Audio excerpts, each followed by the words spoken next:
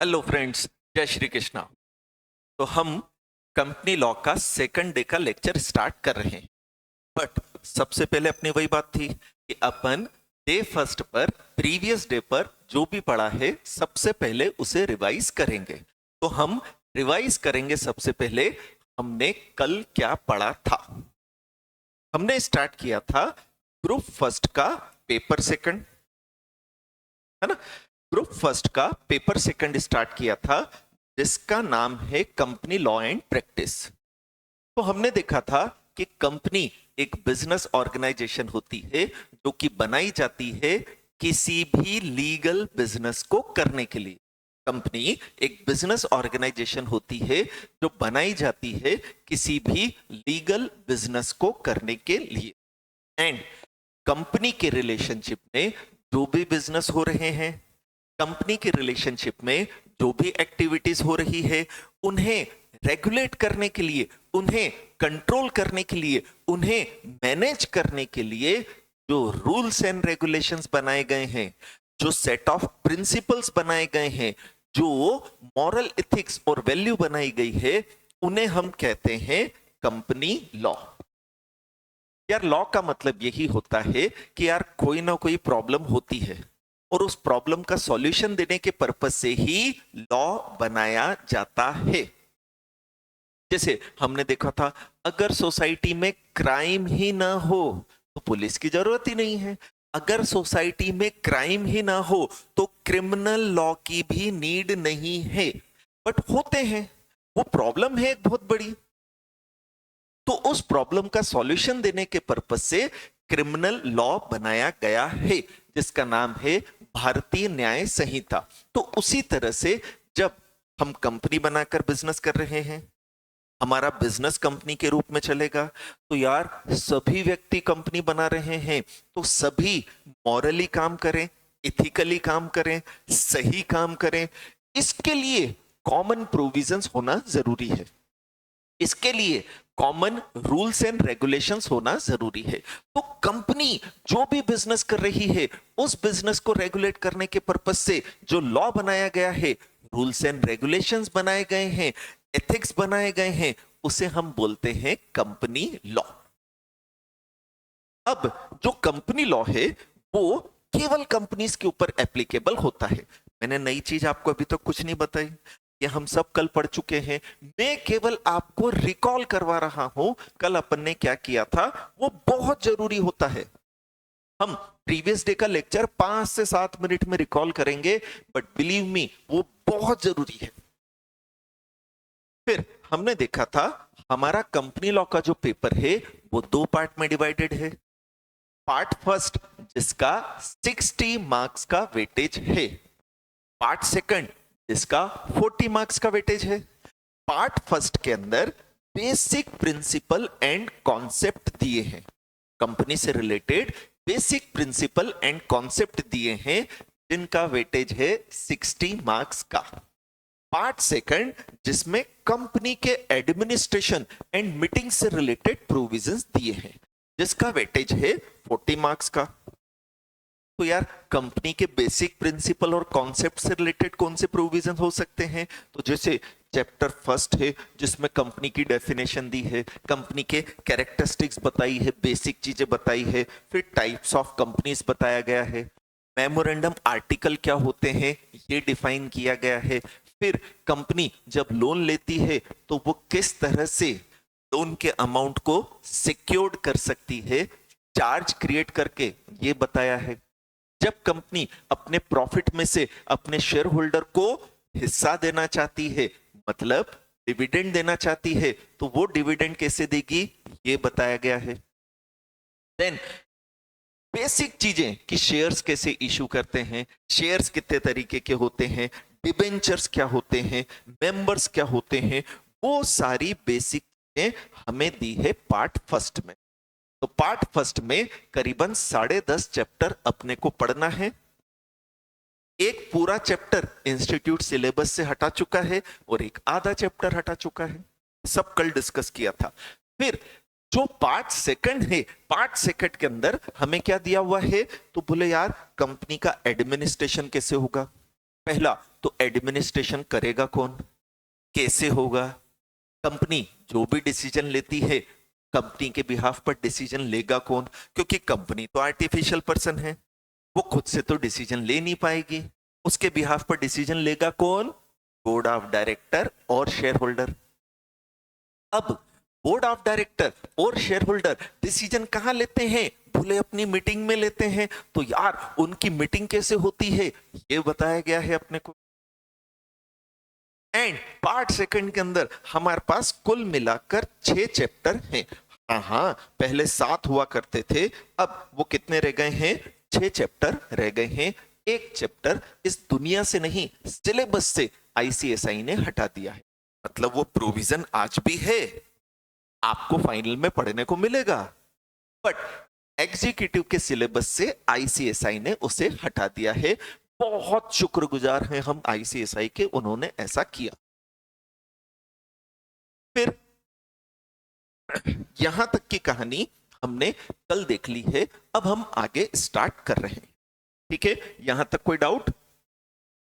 चलो प्लीज अपना chat box के अंदर जो डाउट हो बोलते रहो, मैं जो पढ़ा रहा हूं उसे रिवाइज करते रहो। देखो, चुपचाप बैठे रहने से कुछ हासिल नहीं होता है। चुपचाप बैठे रहोगे तो मैं महाराज जी की तरह लगूंगा जो प्रवचन देकर चला गया, और प्रवचन सुनना किसी को अच्छा नहीं लगता है।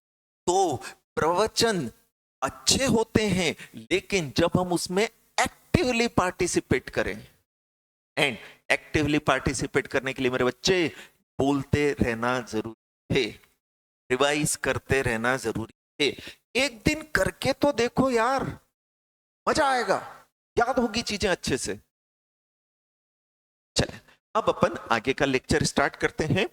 तो हम पढ़ने वाले हैं कंपनीज एक्ट 2013, जो कब आया था, 12 सितंबर 2013 को, 12 ऑफ सितंबर 2013 को कंपनीज एक्ट 2013 आया। इसने पुराने कंपनीज एक्ट को रिप्लेस किया। रिप्लेस किया मतलब हटा दिया। पुराना कंपनीज एक्ट कौन सा, तो बोले यार वो कंपनीज एक्ट 1956 था ना, उसे हटाकर ये नया वाला एक्ट आया है। जो कंपनीज एक्ट 1956 था ना, उसे हटाकर ये नया वाला एक्ट आया है। तो हम पढ़ रहे हैं कंपनीज एक्ट 2013 विच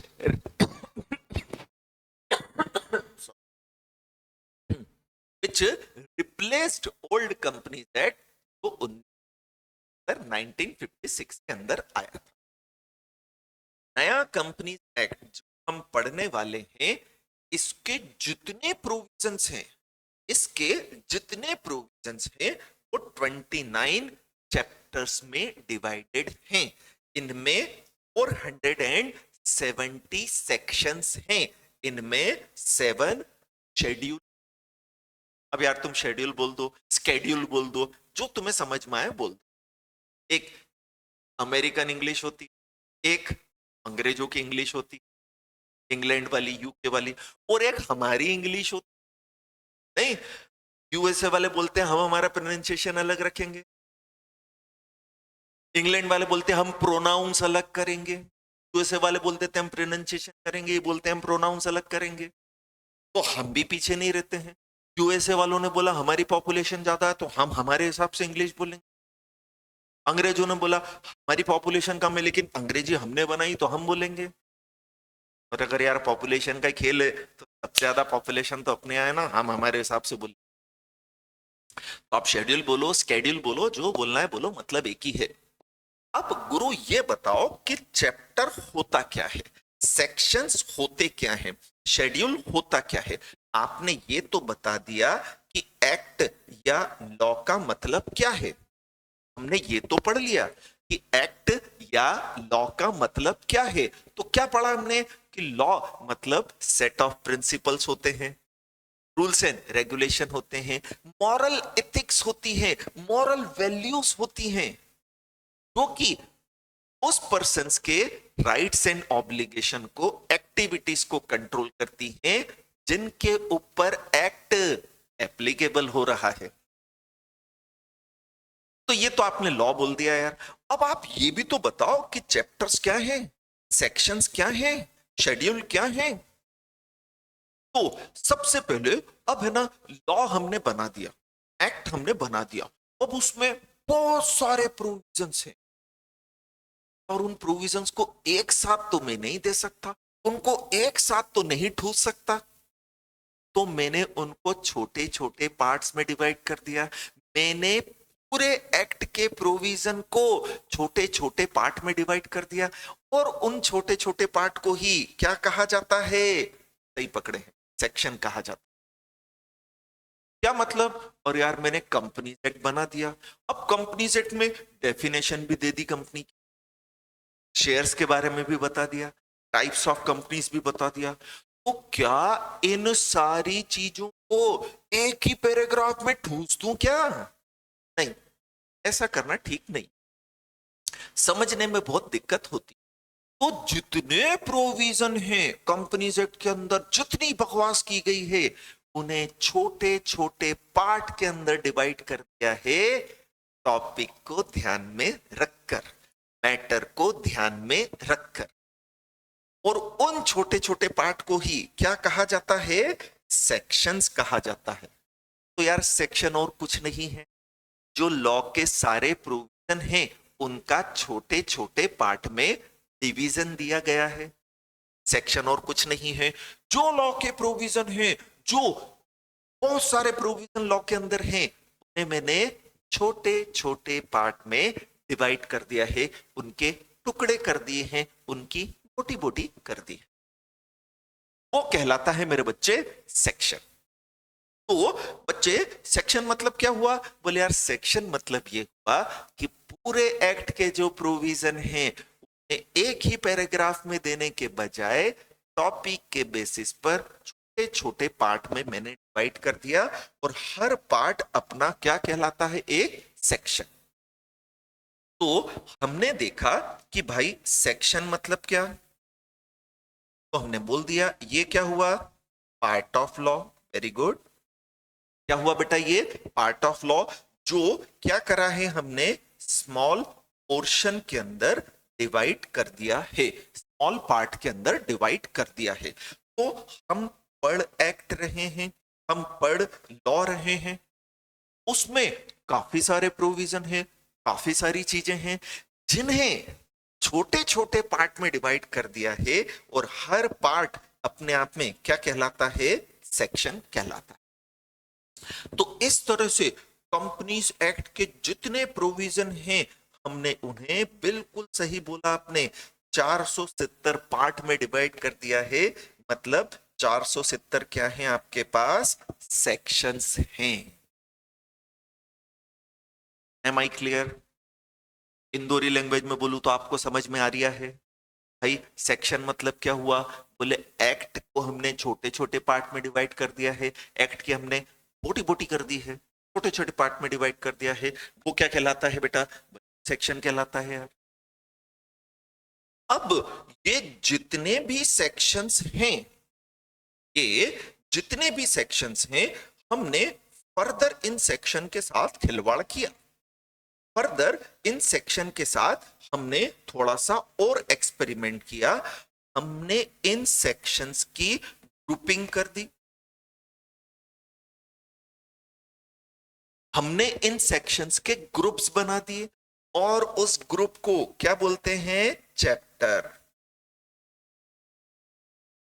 क्या मतलब, अरे यार ये 470 सेक्शंस है ना, अब ये क्या है, एक पर्टिकुलर टॉपिक से रिलेटेड है ना। बोले क्या मतलब, जैसे जो टॉपिक डायरेक्टर से रिलेटेड है, मतलब या यूं कहो जो डेफिनेशन से रिलेटेड है, मतलब कंपनीज एक्ट के वो प्रोविजन, कंपनीज एक्ट के वो प्रोविजन इसमें डेफिनेशन दी हुई है, तो उन डेफिनेशन को सबको एक साथ कर दिया, कौन से सेक्शन में डाल दिया, सेक्शन 2 में। तो सेक्शन 2 क्या हो गया, कंपनीज एक्ट का वो पार्ट जिसमें डेफिनेशंस दी हुई है।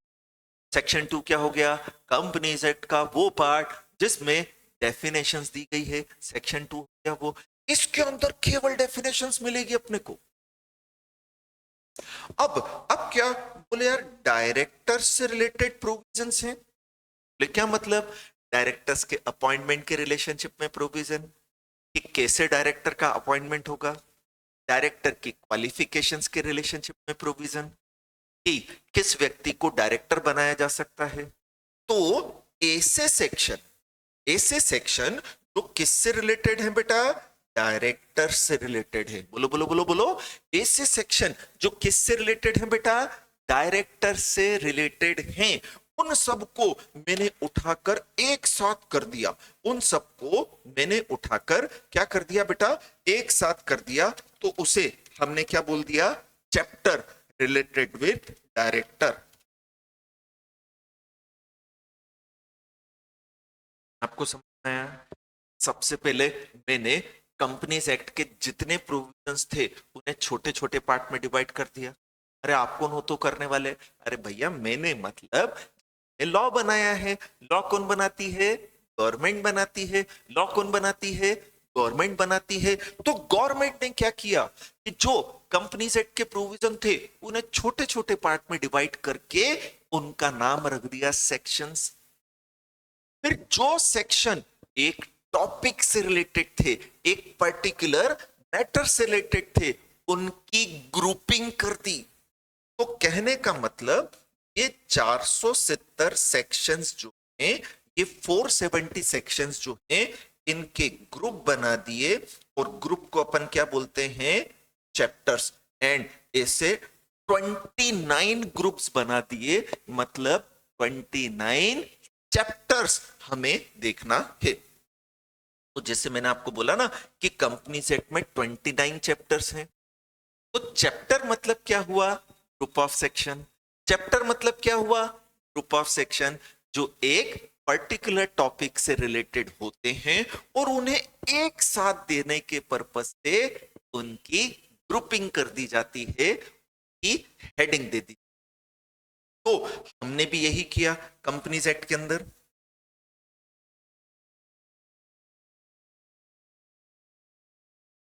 जैसे हम लाइव एग्जांपल ही लेते हैं इसका।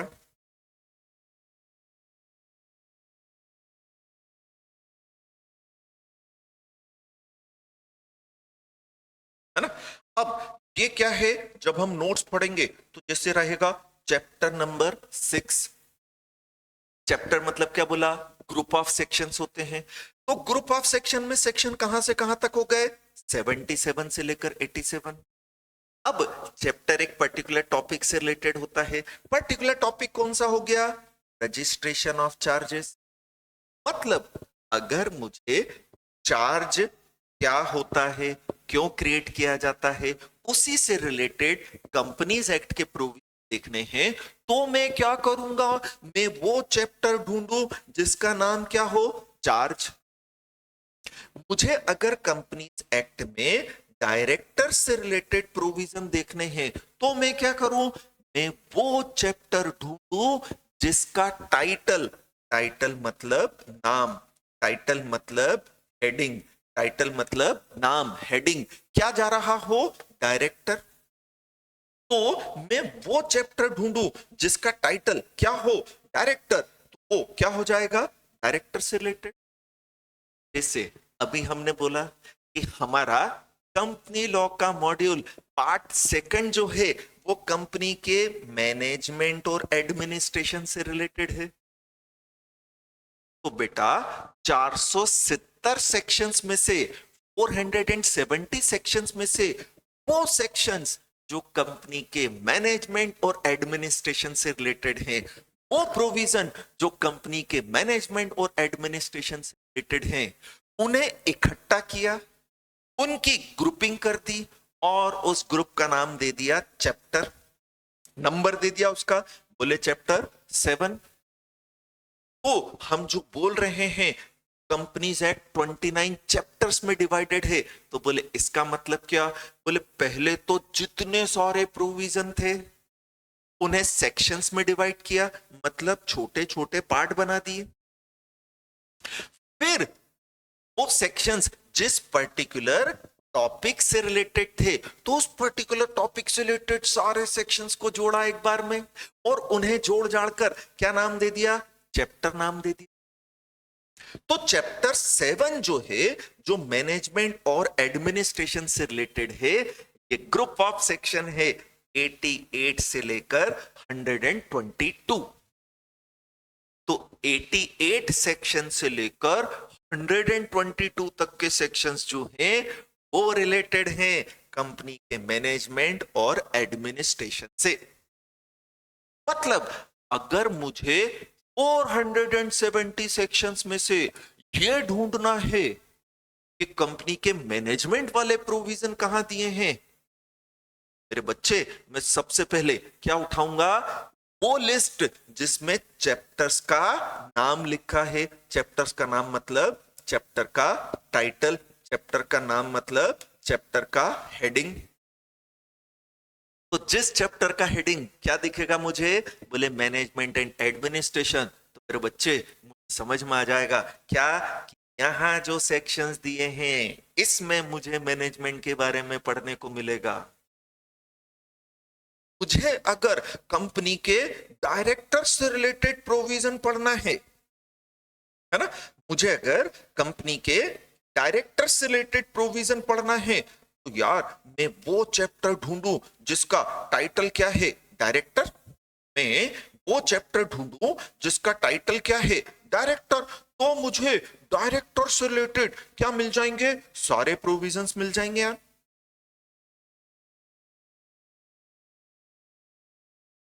नहीं तो मैंने चैप्टर ढूंढा, चैप्टर नंबर कौन सा दिखा मुझे, 9। चैप्टर नंबर 9 का नाम क्या दिखा, appointment and qualification of directors. तो मेरे बच्चे इसे पढ़कर मुझे समझ में आ गया ना कि यार इस चैप्टर में जो सेक्शंस दिए हैं वो सेक्शन रिलेटेड हैं कंपनी के डायरेक्टर्स के अपॉइंटमेंट और क्वालिफिकेशन से रिलेटेड। अब एक बात बताना मुझे, अगर मुझे ऑडिटर के अपॉइंटमेंट के प्रोविजन देखने हैं तो क्या इस चैप्टर में मिलेंगे, ना, ना, नहीं मिलने के। अब अगर नहीं मिलने के तो यार मैं वो चैप्टर ढूंढू ना, 29 नाम में से वो नाम ढूंढू ना जिसका नाम ऑडिटर हो, वहां मुझे ऑडिटर से रिलेटेड प्रोविजन। तो ये हमने कंपनीज एक्ट में से लाइव देखा कि किस तरह से हम आइडेंटिफाइड करते हैं, किस तरह से हम लॉ को पढ़ते हैं, किस तरह से एक एक चीज का वेटेज होता है, ये हमने देखा। कंक्लूड करता हूं मैं, है ना। कंपनीज एक्ट जिसमें क्या है बेटा, 29 चैप्टर्स। कंपनीज एक्ट जिसमें क्या है, 470 सेक्शंस एंड 7 शेड्यूल। शेड्यूल जो आपको बोलना है। अब सेक्शन मतलब पूरे लॉ को छोटे छोटे सेक्शन का मतलब ही पार्ट होता है। जैसे हमारे स्कूल के अंदर होता था ना कि मेरा सेक्शन ए है, आप सेक्शन बी में हो। अबे तो इतने सारे स्टूडेंट थे, हमने उन्हें पार्ट में डिवाइड कर दिया, ये सेक्शन अलग ये सेक्शन अलग। ये तो पूरे स्कूल का ही हिस्सा ना। तो ये सारे प्रोविजन ये तो कंपनीज एक्ट का ही हिस्सा ना। बस यार मैं स्कूल के अंदर हर सेक्शन या हर क्लास से रिलेटेड बच्चे को एक साथ बिठाकर तो नहीं पढ़ा सकता। जब मैं एक साथ बिठाकर नहीं पढ़ा सकता तो मैं क्या कर रहा हूं, उन्हें अलग अलग पार्ट में डिवाइड कर दिया, जिसे क्या बोलते हैं, सेक्शन। फिर मैंने क्या देखा, बोले यार जो कॉमर्स वाले हैं उनका अलग रख दूं, तो उसे चैप्टर बना दिया मैंने। बोले यार ये कॉमर्स वाले बच्चे हैं, इनको एक साथ ग्रुप कर दो, उस ग्रुप का नाम क्या कर दिया, कॉमर्स के स्टूडेंट। फिर ये साइंस वाले हैं, इनको एक ग्रुप बना दो, साइंस का कर दिया। फिर साइंस वाले में मैथ्स वाले हैं, उनका अलग ग्रुप बना दिया। बायोलॉजी वालों का अलग ग्रुप बना दिया। ह्यूमैनिटीज वालों का अलग ग्रुप बना दिया। वो ग्रुप क्या हो गया कि भैया एक जैसे पढ़ने वाले बच्चे जिनको एक ही टॉपिक पढ़ना है। कौन सा टॉपिक, कॉमर्स। कौन सा टॉपिक, साइंस। कौन सा टॉपिक, मैथ्स या बायोलॉजी। कोई पीसीएम वाले हैं या बायोलॉजी वाले हैं, मेडिकल है या नॉन मेडिकल, इंजीनियरिंग। तो सेम वे में मैंने कंपनीज एक्ट के साथ, मैंने मतलब जिन्होंने लॉ बनाया, मतलब गवर्नमेंट ने यही और बेटा हर लॉ में ऐसा होता है, ऐसा नहीं है कि कंपनीज एक्ट में ऐसा हो रहा है।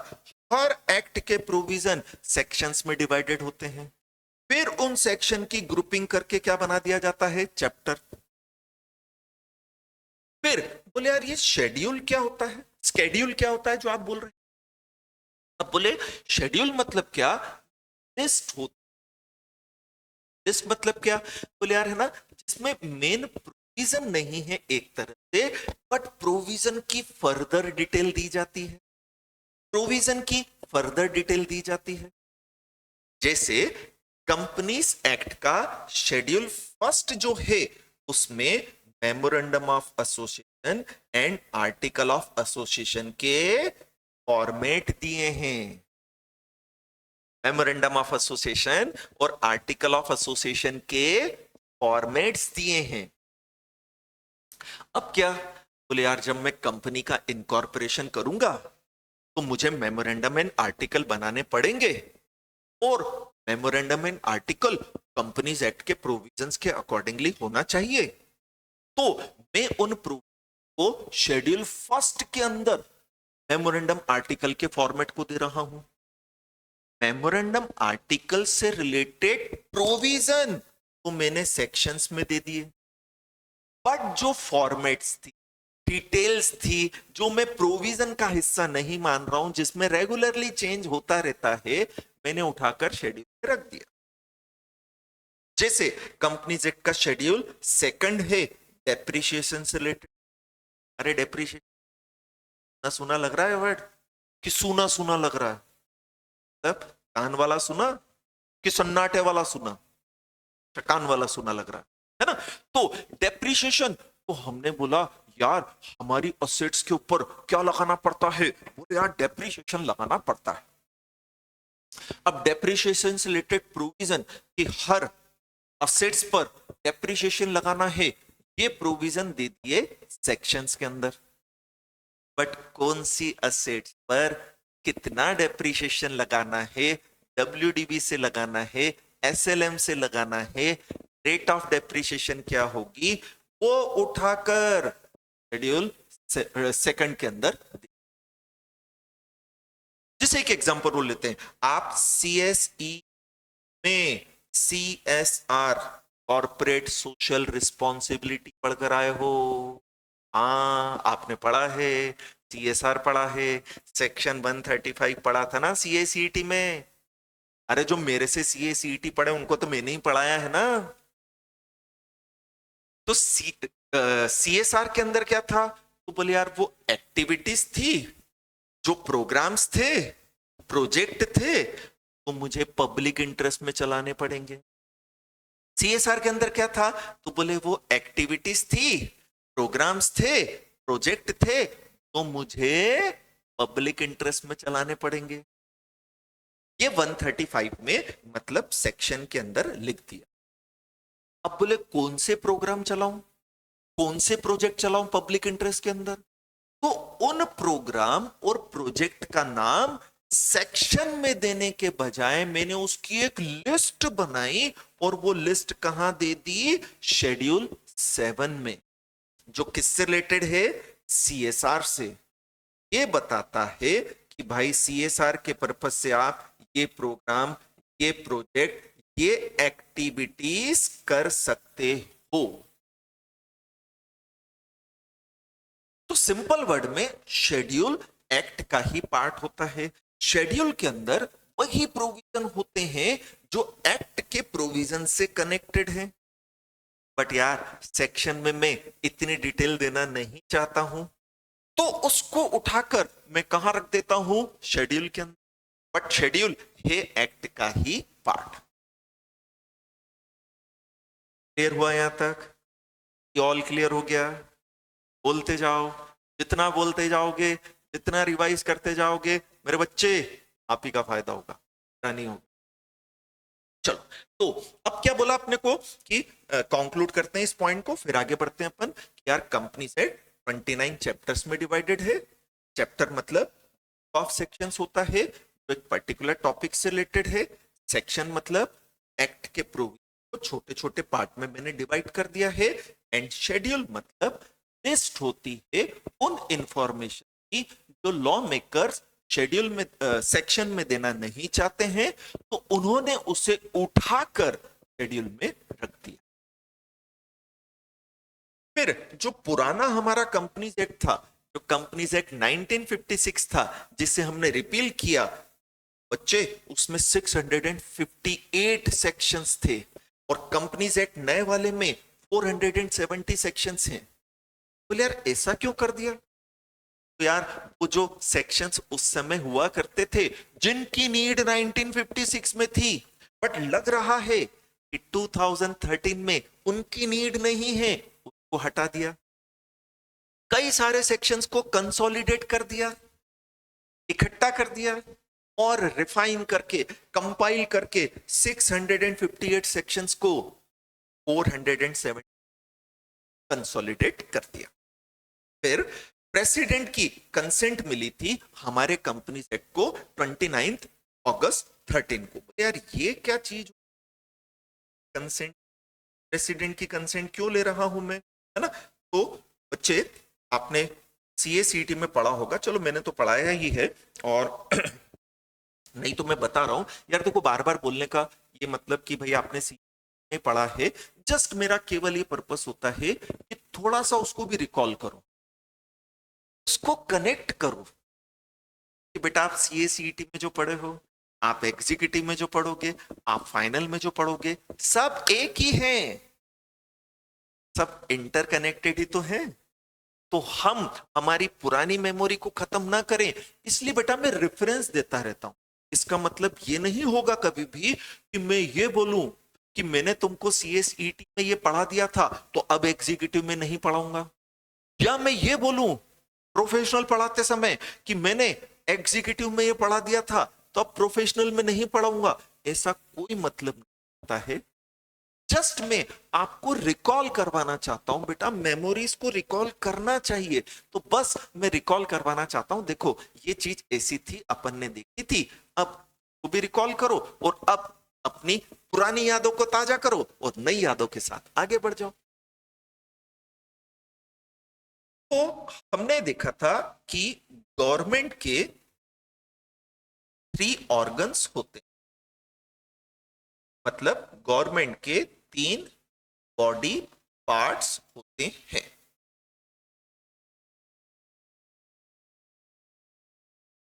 बोले कौन कौन होते हैं? चलो बताओ, अगर थोड़ा बहुत याद है तो बताओ, नहीं तो बताऊंगा। मुझे मालूम है, मुझे तो मालूम है, इसलिए तो मैं पढ़ा रहा हूं, पढ़ाता। तो गवर्नमेंट के 3 बॉडी ऑर्गन्स होते हैं, 3 पार्ट होते हैं। हम सीधे से कह सकते हैं, एक होता है लेजिस्लेटिव, जो होती है लॉ मेकिंग अथॉरिटी,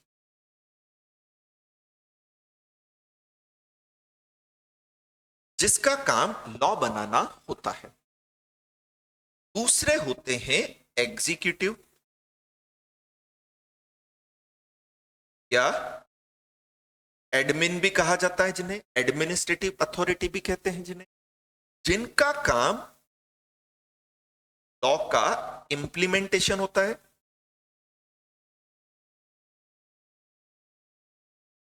लॉ को इंप्लीमेंट करना होता है। तीसरे होते हैं जुडिशरी, तीसरे होते हैं जुडिशरी, हाँ सही बोला आपने, जिनका काम जस्टिस करना होता है,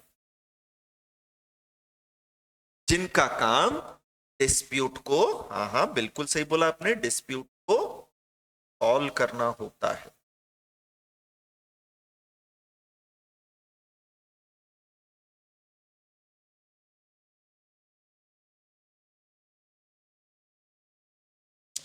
तो गवर्नमेंट जो काम करती है ना बेटा, जैसे अभी हमारे यहाँ जो बीजेपी गवर्नमेंट है या किसी भी सरकार की जो गवर्नमेंट आती है बेटा, उसके 3 बॉडी पार्ट होते, तीनों का काम अलग अलग। जैसे मेरे शरीर के हिस्से हैं, आपके शरीर के हिस्से ना, हाथ है, आंख है, कान है, नाक है, गला है, मुंह है। हम इन सबकी हेल्प से अपने शरीर को चलाते हैं, हम इन सबकी हेल्प से अपने शरीर को चलाते हैं। इसी तरह से गवर्नमेंट, अब गवर्नमेंट कोई नेचुरल पर्सन थोड़ी है आपकी और मेरी जैसी। गवर्नमेंट तो एक ऑर्गेनाइजेशन है जिसके भी 3 बॉडी पार्ट होते हैं। इन तीनों की हेल्प से गवर्नमेंट काम करती है। जैसे आप और मैं काम करते हैं अपने बॉडी पार्ट्स की हेल्प से। मैं हाथों से लिख रहा हूं, आंखों से देख रहा हूं, दिमाग से सोच रहा हूं, मुंह से बोल रहा हूं, आप कर रहे हो। तो इसी तरह से जब गवर्नमेंट को काम करना होता है तो गवर्नमेंट का आपका और मेरे जैसा शरीर नहीं है। अरे यार क्या बात कर रहे हो, मोदी जी का शरीर तो है। मोदी जी गवर्नमेंट नहीं है, वो गवर्नमेंट के रिप्रेजेंटेटिव हैं, वो गवर्नमेंट की एग्जीक्यूटिव बॉडी का हिस्सा है, वो गवर्नमेंट की लेजिस्लेटिव बॉडी का हिस्सा भी है, फिर जुडिशरी का हिस्सा नहीं है ना। तो जब गवर्नमेंट काम करती है बच्चे तो वो भी 3 पार्ट होते हैं, तीनों मिलकर काम करते हैं, बट तीनों के अपने अपने एरिया होते हैं, अपने अपने जुरिस्डिक्शन होते हैं, जिसमें रहते हुए वो अपना सारा काम करते हैं। तो एक होता है लेजिस्लेटिव, जो लॉ मेकिंग अथॉरिटी है, जिनका काम लॉ बनाना होता है। यार ये आप यहां क्यों बता रहे हो? तो बच्चे ये मालूम होना चाहिए ना कि लॉ बनाता कौन है, लेजिस्लेटिव अथॉरिटी। मैं कौन सी लॉ की बात कर रहा हूं? कंपनी लॉ की। तो कंपनी लॉ किसने बनाया है? तो लेजिस्लेटिव अथॉरिटी के अंदर आती है। कॉन्स्टिट्यूशन के आर्टिकल 12 में स्टेट बताई गई है, और स्टेट के अंदर आता है central government, parliament of India, state government, state legislature, local and other authority. तो ये लॉ बनाती है किसके बिहाफ पर? गवर्नमेंट के बिहाफ पर। ये लॉ बनाते हैं किसके बिहाफ पर? गवर्नमेंट के बिहाफ पर। जब ये गवर्नमेंट के बिहाफ पर लॉ बना रहे हैं तो हमें ये तो बताओ कि कंपनीज एक्ट किसने बनाया है। मैं तो आपसे ये डिस्कस कर रहा हूं, कंपनीज एक्ट बनाया है सेंट्रल गवर्नमेंट ने। तो कंपनीज एक्ट का मेकर कौन है, कुकर कौन है, किसने पकाया है, किसने बनाया है? बोले सेंट्रल गवर्नमेंट ने बनाया। सीधी सीधी। एंड बेटा आप जितने भी लॉ पढ़ोगे सब सेंट्रल गवर्नमेंट ने बनाए हैं। इसका मतलब ये नहीं कि स्टेट गवर्नमेंट लॉ नहीं बनाती है, बट सीएस में बेटा आप जितने भी लॉ पढ़ोगे वो तो सब सेंट्रल गवर्नमेंट वाले पढ़ोगे। ऐसा क्यों? स्टेट गवर्नमेंट के साथ अन्याय क्यों हो रहा है? उसके लॉ क्यों नहीं पढ़ाए जा रहे हैं? मैं तो महाराष्ट्र में हूं, मुझे तो स्टेट गवर्नमेंट के लॉ भी मालूम होना चाहिए, बिल्कुल मालूम होना। अरे यार मैं तो राजस्थान में हूं, मुझे राजस्थान गवर्नमेंट के लॉ भी मालूम होना चाहिए, 101% हो। लेकिन बच्चे जो सीएस की एग्जाम है वो सेंट्रल लेवल पर कंडक्ट की जाती है, पूरे देश में एक जैसी एग्जाम होती है, स्टेट लेवल पर नहीं होती। तो जब ये एग्जाम सेंट्रल लेवल की हो रही है यार, वो लॉ पूछे जाएंगे एग्जाम के अंदर जो पूरे देश में एक जैसे लगते हैं। क्योंकि एमपी गवर्नमेंट जो लॉ बनाएगी वो केवल एमपी में लगेगा, राजस्थान महाराष्ट्र दूसरी स्टेट में नहीं। लेकिन महाराष्ट्र गवर्नमेंट जो लॉ बनाएगी वो केवल महाराष्ट्र में लगेगा, दूसरी किसी स्टेट में नहीं। बट सेंट्रल गवर्नमेंट जो लॉ बनाएगी मेरे बच्चे वो पूरे देश में लगता है। तो जब सेंट्रल गवर्नमेंट लॉ बना रही है पूरे देश के लिए, वही लॉ आप सीए करो, चाहे सीएस करो, चाहे सीएमए सीमा करो, सब में वही लॉ पढ़ाए जाते हैं। फिर आप जिस स्टेट के अंदर काम करोगे, जिस कंपनी के अंदर आप सीएस बनने के बाद काम करोगे, वो कंपनी जिस स्टेट में काम कर रही है वहां के लोकल लॉ आप बाद में पढ़ते रहना। गवर्नमेंट का या आईसीएसआई का यही मानना है। ठीक है यार, हमारा कंपनीज एक्ट किसने बना दिया? बोले सेंट्रल गवर्नमेंट ने बना दिया, और वो पूरी कंट्री में एक जैसा लगता है। It becomes applicable in whole of the India including Jammu Kashmir. अब लॉ बनाकर लेजिस्लेटिव का काम खत्म हो जाता है। अब उस लॉ को क्या करवाना है? इंप्लीमेंट करवाना है। बोले इंप्लीमेंट मतलब एप्लीकेबल करवाना है। एप्लीकेबल अबे लागू करवाना है। मतलब कंप्लाई करवाना है। मतलब यार कंपनी लॉ बना तो दिया कंपनीज के लिए, अब ये भी तो देखना पड़ेगा कि सारी कंपनीज कंपनी लॉ कंप्लाई कर रही। इंडिया के अंदर इतनी सारी कंपनी है, मेरे को रेगुलरली चेक करना पड़ेगा कि सारी कंपनीज लॉ कंप्लाई कर रही। तो इस पर्पस से गवर्नमेंट की दूसरा बॉडी पार्ट होता है जिसे हम क्या बोलते हैं, एग्जीक्यूटिव। इनका काम होता है ये चेक करना कि भैया कंपनीज एक्ट पूरे इंडिया में एप्लीकेबल हो, और इंडिया में जितनी भी कंपनीज हैं सब की सब इनके प्रोविजंस को क्या कर रही हो, कंप्लाई कर रही हो। इसलिए इन्हें एग्जीक्यूटिव या इंप्लीमेंटेशन अथॉरिटी कहा जाता है, एडमिनिस्ट्रेटिव अथॉरिटी भी कहा जाता है। यही वो भैया होते हैं, यही वो लोग होते हैं तो एक एक चीज चेक करते हैं। तो कंपनीज एक्ट का इंप्लीमेंटेशन देखने का काम है किसके पास, MOCA, जिसे प्यार से हम मोसा बोलते हैं, जिसे आपने MCA के नाम से भी सुना है। हाँ सही बोला आपने, मिनिस्ट्री ऑफ कॉर्पोरेट अफेयर्स। ये गवर्नमेंट का डिपार्टमेंट है जो पूरे कंपनी लॉ को इंप्लीमेंट करवाता है। मोदी जी थोड़ी देखेंगे कि कंपनीज एक्ट कंप्लाई हो रहा है कि नहीं। मोदी जी ने तो पार्लियामेंट में बैठकर कंपनी लॉ बनवा दिया, या कांग्रेस की गवर्नमेंट थी उस समय तो उनने बनवा दिया। अब गवर्नमेंट ने अपना डिपार्टमेंट बना दिया एक, जिसका नाम मिनिस्ट्री ऑफ कॉर्पोरेट अफेयर्स, मतलब मोसा जी रख दिया, और उन्हें ड्यूटी दे दी तुम देखो कि सारे प्रोविजन कंप्लाई हो रहे हैं कि नहीं, तुम चेक करो कि इंडिया में जितनी कंपनीज हैं सब की सब कंपनीज एक्ट के प्रोविजन कंप्लाई कर रही हैं या तुम देखो यार, मैं नहीं देखो। ठीक है यार, ये हो गया है। तो एग्जीक्यूटिव अथॉरिटी कौन हो गई हमारी, MCA। लॉ तो हमारा किसने बनाया, सेंट्रल गवर्नमेंट ने। पूरे इंडिया में एप्लीकेबल हो जाएगा, हाँ पूरे इंडिया में एप्लीकेबल हो जाएगा। एंड इंश्योर कौन करेगा कि सब कंप्लाई कर रहे हैं, बोले MCA करे। बोले यार अगर डिस्प्यूट हो गया तो, बोले किसके बीच में, बोले MCA और कंपनीज के बीच में अगर डिस्प्यूट हो गया तो, बोले डिस्प्यूट सॉल्व करने के लिए एक अलग अथॉरिटी होती है, इसे जुडिशरी कहा जाता है, जिसका काम ही होता है डिस्प्यूट को सॉल्व करना, जिसका काम ही होता है डिस्प्यूट को सॉल्व करना।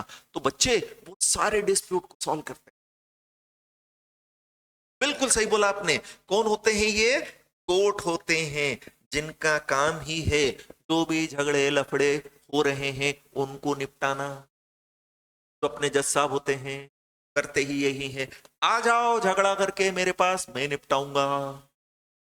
गवर्नमेंट आपके झगड़े को सॉल्व नहीं करेगी,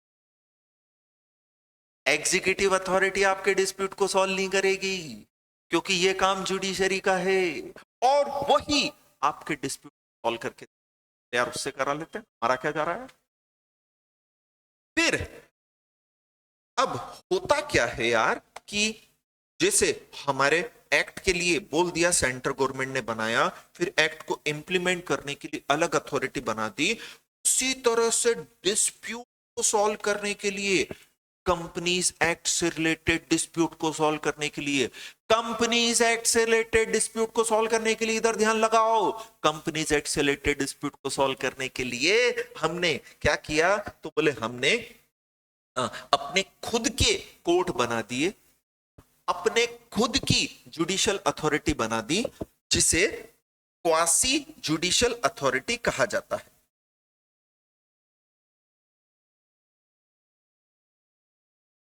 क्वासी मतलब क्या होता है, बिल्कुल बोला आपने, सिमिलर। बोले यार ये वर्ड तो मैंने पहली बार सुना है ना, ना बोलो, ये वर्ड हम पहले सुन चुके हैं कॉन्ट्रैक्ट एक्ट में। अरे क्वासी कॉन्ट्रैक्ट पढ़ा था ना, क्वासी वही तो है, सिमिलर। अब देखो रिकॉल करवाने का केवल ये पर्पस है कि यार अपन ने वहां पढ़ा था यार, और वो चीज अपने को याद आती है, मजा आ जाता ना एकदम, बस वही है। तो बोले ठीक है यार, क्वासी मतलब क्या हो गया, सिमिलर हो गया।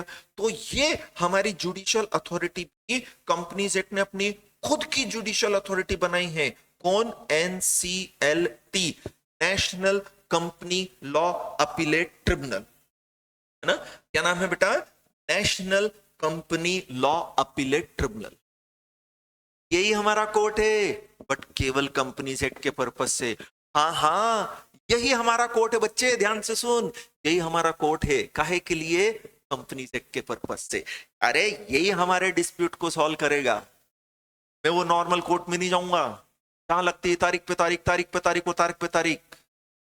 कहा था ना सनी देओल ने, तो मुझे तो फटाफट से और खटाखट से डिस्प्यूट सॉल्व करना है ना, तो अलग जुडिशियल अथॉरिटी बना दी। तो ये हमारे जुडिशियल अथॉरिटी है, ये कंपनीज एक्ट से रिलेटेड डिस्प्यूट को। तो हमने गवर्नमेंट के वो 3 ऑर्गन देखे, गवर्नमेंट के वो 3 ऑर्गन्स देखे जो कंपनीज एक्ट को मैनेज कर रहे हैं। पहला, जिसने कंपनीज एक्ट बनाया है, जिसे लेजिस्लेटिव कहते हैं, वो है सेंट्रल गवर्नमेंट, मतलब पार्लियामेंट ऑफ इंडिया। दूसरा, एमसीए, जो एग्जीक्यूटिव अथॉरिटी है, जिसका काम कंपनी लॉ को इंप्लीमेंट करना है, एप्लीकेबल करवाना है, कंप्लाई करना है। अरे ये इंश्योर करना है, सुन तो सही, ये इंश्योर करना है क्या? या हर व्यक्ति कंपनी लॉ के प्रोविजन को कंप्लाई करे। फिर अगर झगड़ा हो गया किसके बीच में? एमसीए और कंपनी। किसके बीच में? कंपनी और लेजिस्लेटिव के। किसके बीच में? और आपस में कंपनीज के बीच में ही कोई डिस्प्यूट हो गया, तो वो डिस्प्यूट सॉल्व करने के लिए जो अथॉरिटी होती है उसे जुडिशियल अथॉरिटी कहेंगे। तो मैंने कंपनीज एक्ट के लिए अपनी खुद की जुडिशियल अथॉरिटी बनाई है, मैंने मतलब गवर्नमेंट ने। उसका नाम रख दिया है NCLT, national company law appellate tribunal. ये ट्रिब्यूनल जो है ना, हमने कॉन्स्टिट्यूशन के अंदर ट्रिब्यूनल के बारे में भी पढ़ा था कि ट्रिब्यूनल क्या होती हैं? Quasi judicial authority. ट्रिब्यूनल क्या होती हैं? Quasi judicial authority. क्वासी मतलब सिमिलर, सिमिलर मतलब उनके जैसी। उनके जैसी क्यों? क्योंकि भैया काम तो ये वही कर रही हैं मेरे बच्चे, काम तो ये वही कर रही हैं जो कोर्ट करता है। कोर्ट का काम क्या है? जस्टिस करना। कोर्ट का काम क्या है? डिस्प्यूट सॉल्व करना।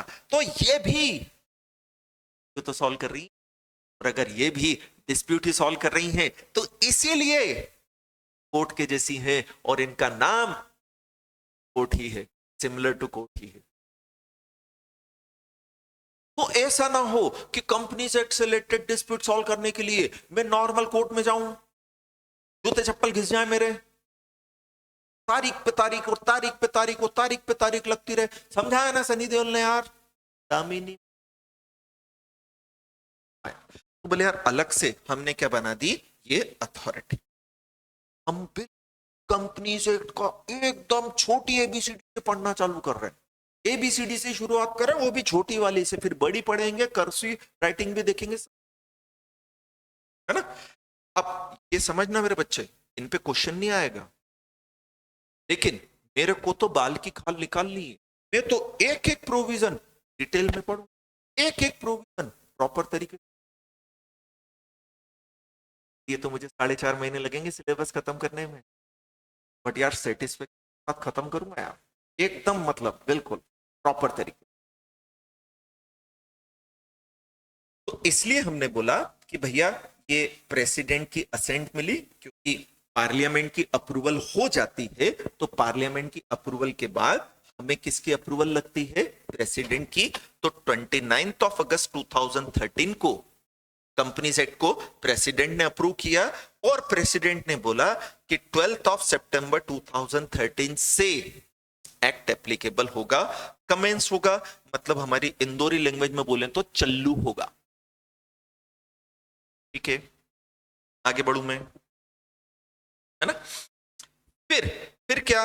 ये मैंने आपको एग्जीक्यूटिव अथॉरिटीज के बारे में बताया।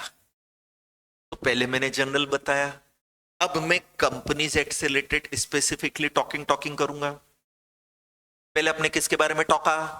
तो बोले अपन ने जनरल देखा कि एग्जीक्यूटिव अथॉरिटी वो होती है जिसका काम लॉ को इंप्लीमेंट करना है। फिर थोड़ा सा स्पेसिफिक भी देखा कि भाई जो एमसीए है वो कंपनीज एक्ट की स्पेसिफिक अथॉरिटी है इंप्लीमेंट करने के पर्पज से।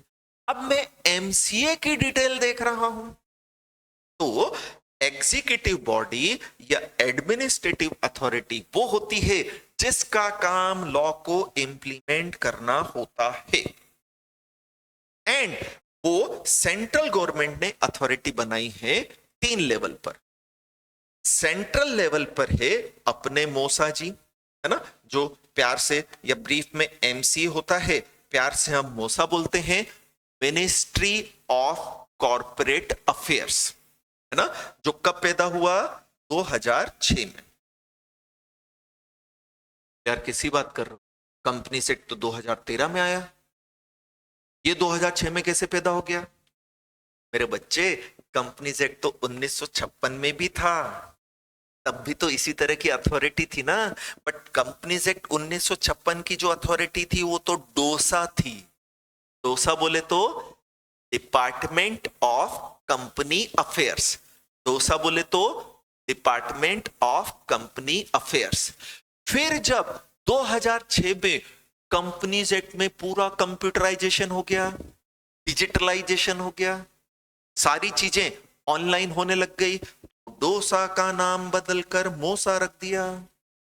ये और कोई नहीं है, पुराने कंपनीज एक्ट में जो डोसा हुआ करता था मतलब डिपार्टमेंट ऑफ कंपनी अफेयर्स, 2006 में उसका नाम बदलकर क्या रख दिया? मोसा रख दिया, मिनिस्ट्री ऑफ कॉर्पोरेट अफेयर। ये सेंट्रल लेवल पर काम करता है, मतलब पूरे इंडिया के लिए काम करता है। इंडिया की जितनी भी कंपनीज है मोसा जी ही कंट्रोल करते हैं। अब बोले यार इतना बड़ा देश है, इतनी सारी कंपनीज है, तो एक जना कैसे कंट्रोल करेगा? तो फिर वो अपने छोटे छोटे डिपार्टमेंट बना देते हैं। तो जैसे एमसीए का फिर रीजनल जो ऑफिस होता है, रीजनल लेवल पर कौन काम करता है? Regional director. तो यार एमसीए तो एक ही है जो पूरे इंडिया के लिए है। फिर एमसीए ने अपने पावर डेलीगेट किए, किसको? रीजनल डायरेक्टर को। एमसीए ने अपना काम करने के लिए अथॉरिटी अपॉइंट करी, जिन्हें क्या बोलते हैं? Regional director. जो रीजन वाइज काम करता है, जो रीजन वाइज काम करता है, हमारे यहां 7 रीजनल डायरेक्टर हैं। नॉर्थ का अलग, साउथ का अलग, ईस्ट का अलग, वेस्ट का अलग, सेंट्रल का अलग, 5 तो ये हो गए, और नॉर्थ ईस्ट साउथ वेस्ट मिलाकर ऐसे 7 रीजनल डायरेक्टर अपॉइंट कर रखे हैं, जो काम करते हैं, हेल्प करते हैं, किसकी? मोसा जी की। फिर और छोटे लेवल पर आए, बोले स्टेट लेवल पर। यार स्टेट लेवल पर भी हमने अथॉरिटी बना दी। कौन? रजिस्ट्रार ऑफ कंपनीज, आरओसी, जिसे प्यार से हम रोजी आंटी कहते हैं। रोजी आंटी, ये मोसा अंकल हो गए, ठीक है। तो रोजी मतलब आरओसी होता है, मतलब रजिस्ट्रार ऑफ कंपनीज होता है, जो स्टेट लेवल पर काम करता है। जैसे एमपी का आरओसी है ग्वालियर में, तो जो जो कंपनी एमपी के अंदर काम कर रही है, जिन जिन कंपनी का रजिस्टर्ड ऑफिस एमपी में है, उन्हें कंट्रोल करने के लिए कौन है? MP ROC. वो दूसरे स्टेट की कंपनियों को कंट्रोल नहीं करेगा। ऐसे ही राजस्थान आरओसी है जयपुर में, महाराष्ट्र आरओसी है, महाराष्ट्र में फिर 2 आरओसी हैं, मुंबई में और पुणे में, कोलकाता आरओसी है वेस्ट बंगाल के लिए।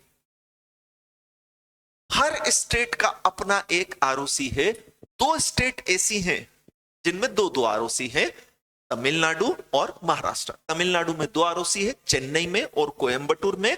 महाराष्ट्र में 2 आरओसी है, मुंबई और पुणे। वर्कलोड ज्यादा है यार, इसको ध्यान में रखते हुए 2 आरओसी कर दिए, एक जने से नहीं संभल रहा, ठीक है। तो फिर स्टेट में जितनी भी कंपनीज हैं, सपोज अगर हम बात करें मुंबई की, या सॉरी इंदौर की बात करें, तो इंदौर कहां हो गया? एमपी में। एमपी की जितनी भी कंपनीज हैं उन्हें एमपीआरओसी कंट्रोल करेगा, फिर एज वेल एज कंट्रोल करेगा एमपी वेस्टर्न रीजन में आता है, सेंट्रल में भी आता है, एमपी वेस्टर्न रीजन में आता है, सेंट्रल में भी आता है। तो वेस्टर्न रीजन वाला आरओसी जो है, सॉरी रीजनल डायरेक्टर जो है, वेस्टर्न रीजन वाला जो रीजनल डायरेक्टर है वो भी एमपी की कंपनीज को कंट्रोल करे एंड कंट्रोल करेगा अपना एमसीए मोसा, क्योंकि वो तो पूरी इंडिया की कंपनीज को कंट्रोल कर रहा है। जैसे वेस्ट बंगाल वाला आरओसी है तो कोलकाता आरओसी बंगाल की सारी कंपनीज को कंट्रोल करेगा, फिर बंगाल का जो रीजनल डायरेक्टर है वो भी कंट्रोल करेगा एंड सबका माई बाप कौन है, एमसीए।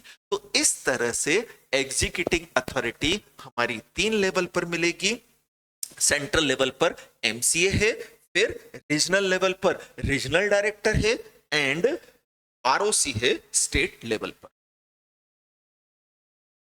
ठीक है, फिर तीसरा अपना कौन था, judiciary authority, dispute solving authority, जिन्हें हम बोलते हैं एडजुडिकेटिंग अथॉरिटीज, जिन्हें हम बोलते हैं एडजुडिकेटिंग अथॉरिटी। तो मेरे बच्चे ये क्या है, बोले यार पहले गुरु ये तो बताओ, बोले एडजुडिकेशन मतलब क्या होता है। तो मेरे बच्चे एडजुडिकेशन मतलब होता है वो प्रोसेस जिसमें हम ये डिसाइड करते हैं कि व्हाट इज सही एंड व्हाट इज गलत, क्या सही है और क्या गलत है। अरे यार एक बात बताओ, कोर्ट क्या देखता है, जब 2 जने अपना झगड़ा लेकर कोर्ट के अंदर आते हैं तो कोर्ट क्या देखता है, तो कोर्ट भी तो यही देखता है कि जिन 2 पर्सन के बीच में डिस्प्यूट हो रहा है उनमें से सही कौन है, उसमें से गलत कौन है। नहीं, यही देखता ना कोर्ट।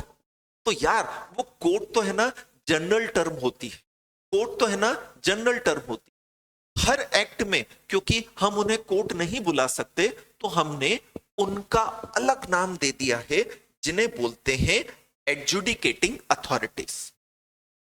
बोले यार एडजुडिकेशन मतलब क्या होता है, तो मेरे बच्चे adjudication means a process of deciding what is सही और व्हाट इज गलत, कौन सही है कौन गलत है, ये डिसाइड जब किया जाता है, वो डिसाइड करने की प्रोसेस को एडजुडिकेशन कहा जाता है।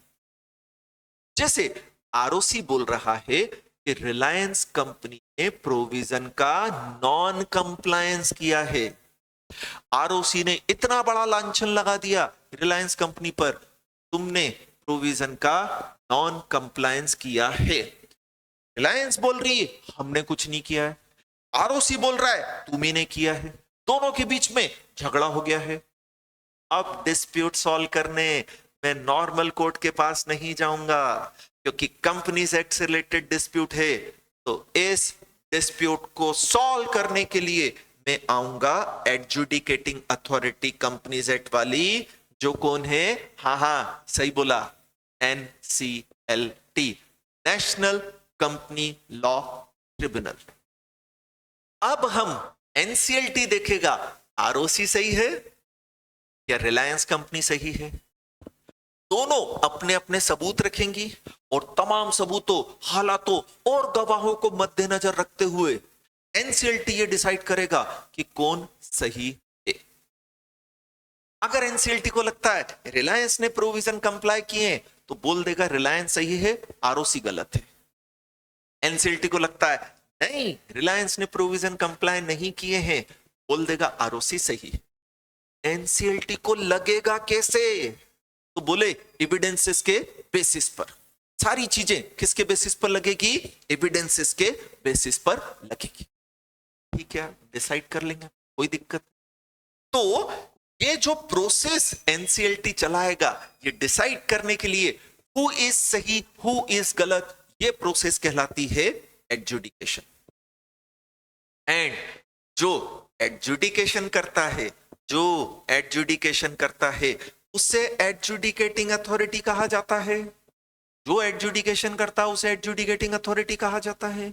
एंड कंपनीज एक्ट में मेरे बच्चे अपने खुद की एडजुडिकेटिंग अथॉरिटी है। कौन है? NCLT and NCLAT. सीएलएटी मतलब national company law appellate tribunal. बोले ये डिसाइड करती है सारी चीजें। तो जब डिस्प्यूट हो गया, अरे बच्चे डिस्प्यूट हो गया किसके बीच में? कंपनी और आरओसी के बीच में। तो डिस्प्यूट सॉल्व करने किसके पास चले गए अपन? एनसीएलटी के पास। अब एनसीएलटी ने बोल दिया कि भैया आरओसी का कहना सही है, रिलायंस कंपनी ने प्रोविजन का क्या किया है? नॉन कंप्लायंस किया है और रिलायंस कंपनी पर पेनल्टी लगा दी। अब रिलायंस कंपनी इस डिसीजन से सेटिस्फाइड नहीं है, बिल्कुल भी नहीं, मजा ही नहीं आया। रिलायंस कंपनी बोल रही है, बोले यार एनसीएलटी का डिसीजन सही नहीं है। रिलायंस कंपनी का ये कहना है एनसीएलटी को अक्ल नहीं है, इसने जो डिसीजन दिया वो गलत है। अरे यार ये तो मजाक में बोलते अक्ल नहीं है। कहने का मतलब ये कि भाई वो ये कह रहा है, एनसीएलटी में भी तो इंसान ही बैठे हैं, इंसानों से गलती हो जाती ना, इसका डिसीजन गलत है। तो फिर बड़ी अथॉरिटी के पास जाओ, एनसीएलटी से बड़ी अथॉरिटी एनसीएलएटी। मतलब हाँ आप सही बोल रहे हो, अगर इस डिसीजन से हम सेटिस्फाइड नहीं हैं तो क्या करते हैं? अपील करते हैं। अगर किसी अथॉरिटी के डिसीजन से हम सेटिस्फाइड नहीं हैं तो हम अपील करते हैं, और अपील करने के पर्पस से हम जाएंगे जिस अथॉरिटी के पास, उसे अपीलेट ट्रिब्यूनल कहा जाता है। उसे क्या कहा जाता है बेटा? Appellate tribunal. कंपनीज एक्ट में अपीलेट ट्रिब्यूनल कौन है? National company law appellate tribunal, NCLAT, जो कि डिस्प्यूट को सॉल्व करेगी, जो अपील फाइल की गई है उसे सुनेगी कि भाई एनसीएलटी का डिसीजन सही है। अपीलेट ट्रिब्यूनल को अगर लगता है एनसीएलटी का डिसीजन सही है तो रिलायंस को डांट दिया जाएगा, बोले नहीं एनसीएलटी का डिसीजन सही है, तुमको पेनल्टी देना पड़ेगी। बट अगर अपीलेट ट्रिब्यूनल को लगता है वाकई एनसीएलटी का डिसीजन सही नहीं है, तो वो एनसीएलटी को डांट देगी, बोले नहीं यार तेरा डिसीजन सही नहीं है, ये तेने सही नहीं किया, मुझे लग रहा तेने ये गलती करी है, और तेरा डिसीजन में क्या कर रहा हूं? चेंज, और रिलायंस अब कोई पेनल्टी।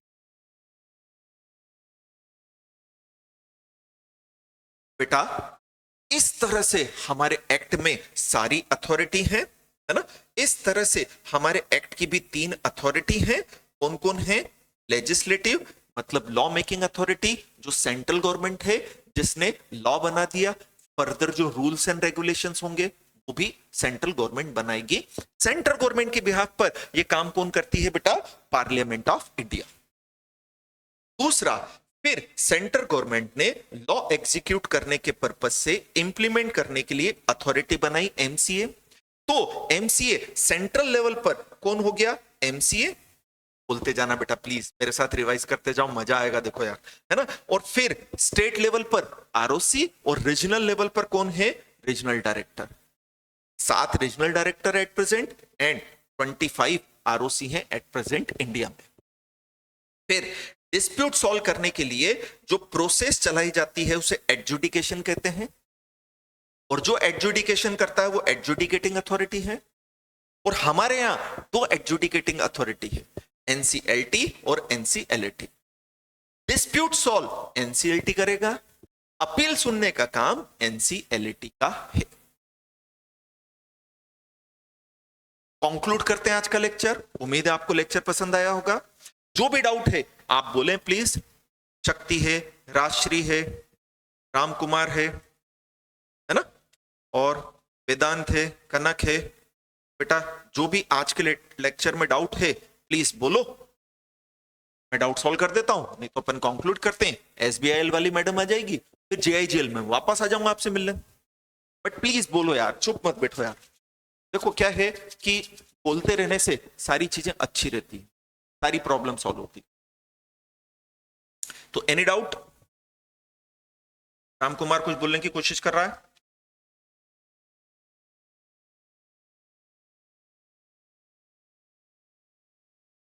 बोल मेरे बच्चे, कब तक चुप रहेगा आखिर? बोलोगे? यार तुम्हारी इच्छा है। चलो, हो सकता है कोई डाउट नहीं हो इसलिए ना बोल रहे हो, बट फिर भी बोलना चाहिए, है ना? हम कंक्लूड करते हैं, 2 मिनट का ब्रेक ले, नेक्स्ट आपका लेक्चर चालू करते हैं। लिंक यही रहेगी, मैं बस कैमरा और माइक ऑफ कर रहा हूं। Thank you. शक्ति का बोलना है सर एनसीएलटी और एनसीएलटी में डिफरेंस एक बार बता दें। ठीक है बच्चे, मैं बता देता हूं। बेटा जब डिस्प्यूट होगा तो उसे सॉल्व एनसीएलटी करेगा। तो जब आरओसी ने बोला कि कंपनी प्रोविजन कंप्लाई नहीं कर रही है, दोनों के बीच में डिस्प्यूट हो गया। इस डिस्प्यूट को सॉल्व करने के लिए एनसीएलटी के पास जाएंगे। अब एनसीएलटी ने डिस्प्यूट सॉल्व कर दिया, मतलब अपना डिसीजन दे दिया। डिसीजन दिया कि हाँ आरओसी सही कह रहा है, रिलायंस कंपनी ने प्रोविजन का क्या किया है, नॉन कंप्लायंस। तो डिस्प्यूट सॉल्व करता है एनसीएलटी। अब एनसीएलटी के डिसीजन से अगर आप सेटिस्फाइड नहीं हो तो वो डिसीजन के अगेंस्ट अपील कौन सुनता है, अपीलेट ट्रिब्यूनल। बोले यार अपील क्या होती है? बोले छोटी अथॉरिटी के डिसीजन से, लोअर अथॉरिटी के डिसीजन से अगर मैं सेटिस्फाइड नहीं हूं, लोअर अथॉरिटी के डिसीजन से अगर मैं सेटिस्फाइड नहीं हूं, तो बड़ी अथॉरिटी के पास जाकर रिक्वेस्ट करता हूं कि भाई छोटी अथॉरिटी का डिसीजन मुझे ठीक नहीं लग रहा है। क्यों नहीं लग रहा है? तो मैं ग्राउंड्स बता देता हूं। तो फिर बड़ी अथॉरिटी मेरे ग्राउंड्स चेक करेगी, छोटी अथॉरिटी का डिसीजन दे देगी, देखेगी और फिर अपने हिसाब से बता देगी कि छोटी अथॉरिटी का डिसीजन सही है या नहीं। जैसे हमारी डेली लाइफ में होता ना कि हाई कोर्ट का कोई डिसीजन था, हम उससे सेटिस्फाइड नहीं है, तो हाई कोर्ट से बड़ा कोर्ट कौन सा है, सुप्रीम। तो फिर वहां पहुंच जाते हैं हम किसके पास, सुप्रीम कोर्ट के पास। एंड सुप्रीम कोर्ट ये देखता है कि हाई कोर्ट का डिसीजन सही है या नहीं। बेटा हाई कोर्ट ने तो डिस्प्यूट सॉल्व किया था, सुप्रीम कोर्ट ने तो ये देखा अपील में कि हाई कोर्ट ने जो डिस्प्यूट सॉल्व किया वो सही किया या नहीं। तो एनसीएलटी डिस्प्यूट सॉल्व करेगा, उसका डिसीजन सही है या नहीं वो अपीलेट ट्रिब्यूनल देखेगा, मतलब वो क्या सुनेगा, अपील।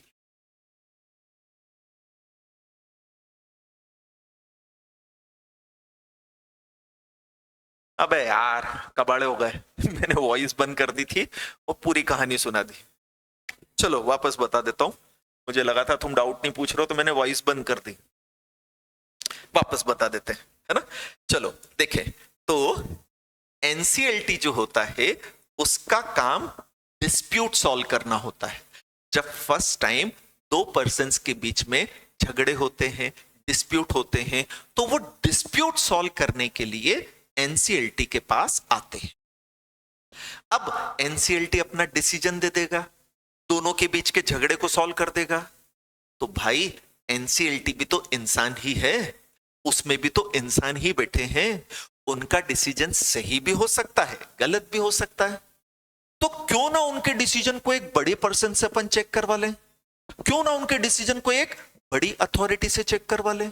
और वो बड़ी अथॉरिटी कौन होती है, appellate tribunal, national company law appellate tribunal. तो बोले यार इनका काम होता है क्या सुनना, अपील सुनना।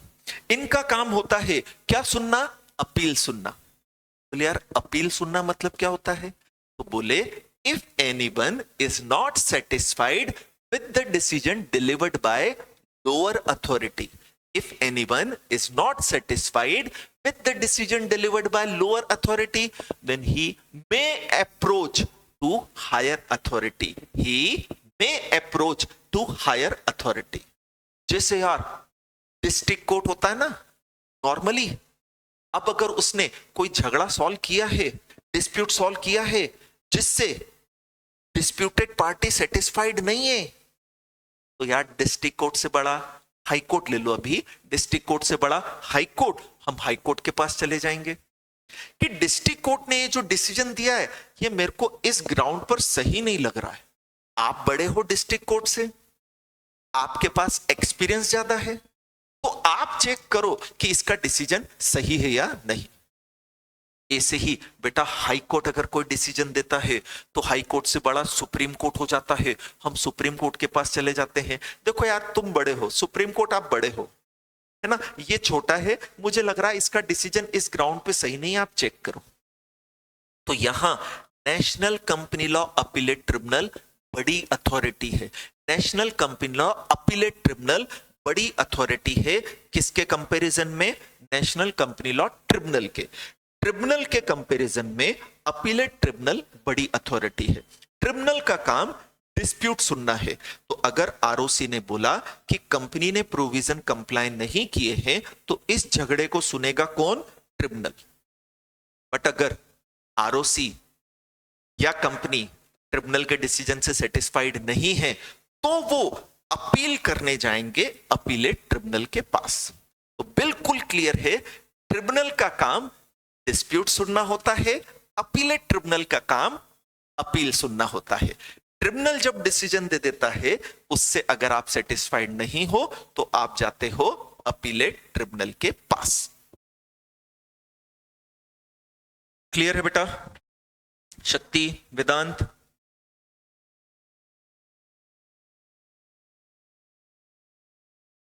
एक्स्ट्रा टाइम ले लिया मैंने अगली मैडम का भी, है ना? तो चलो अपन कंक्लूड कर रहे हैं, 2 मिनट के अंदर आपका नेक्स्ट लेक्चर चालू हो जाएगा बेटा, है ना? मिलते हैं फिर जेआईजीएल में अपन वापस से। Thank you very much.